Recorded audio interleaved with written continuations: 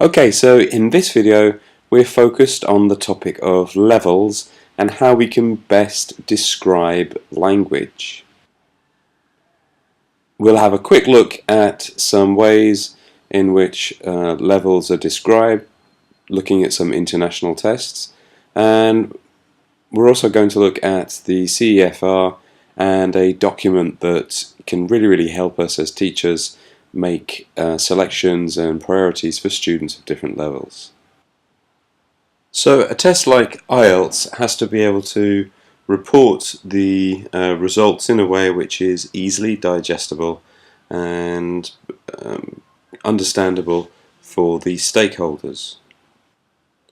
As you probably know, IELTS reports the results on a 9-band scale, and here we scroll down, we can see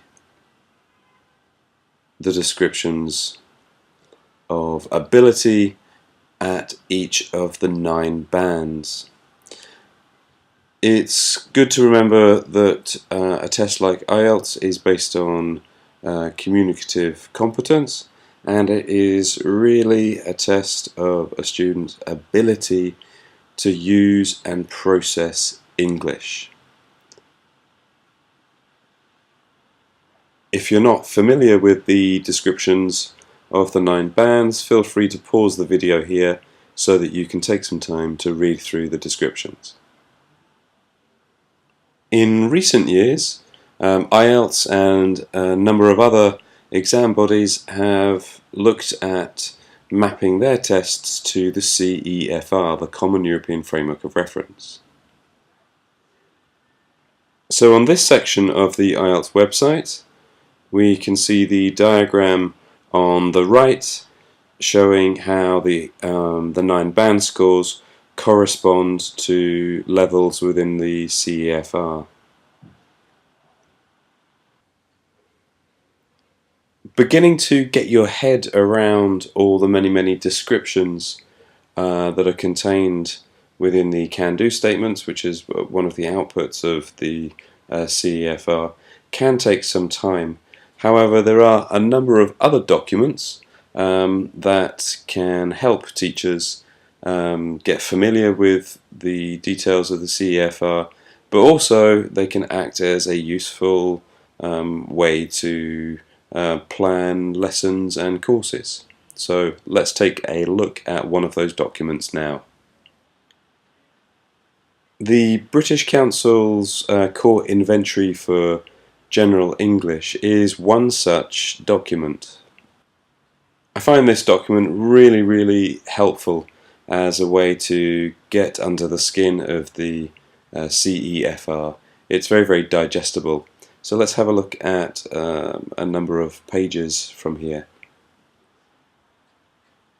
As you can see from the initial page here, the contents, there's lots of information about the CEFR, but one of the things that I particularly like about this document is some of the information in the appendices.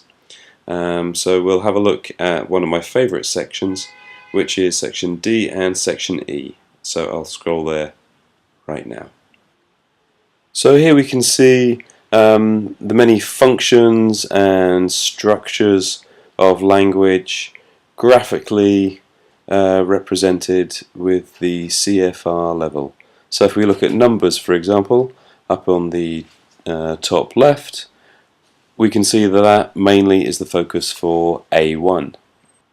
If we look down to describing feelings, emotions and attitudes, we can see that that becomes more of a focus for B1, and the ability to do it with real precision is something which we can expect at C1.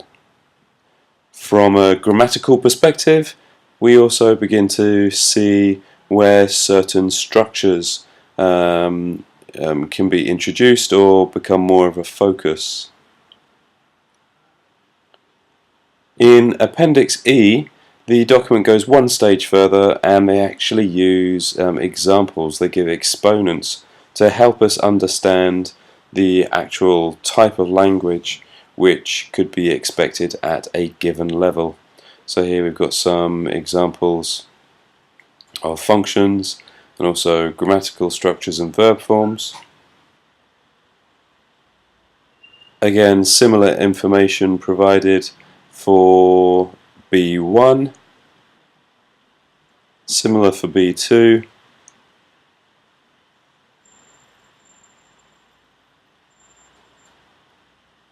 and again for C1.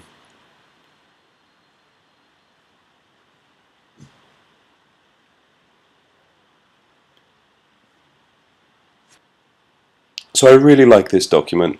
It can really help us understand in a very quick way what the CEFR is about, and also it's got real positive application for teaching and possibly even for learning if we showed students how they might be able to work with this.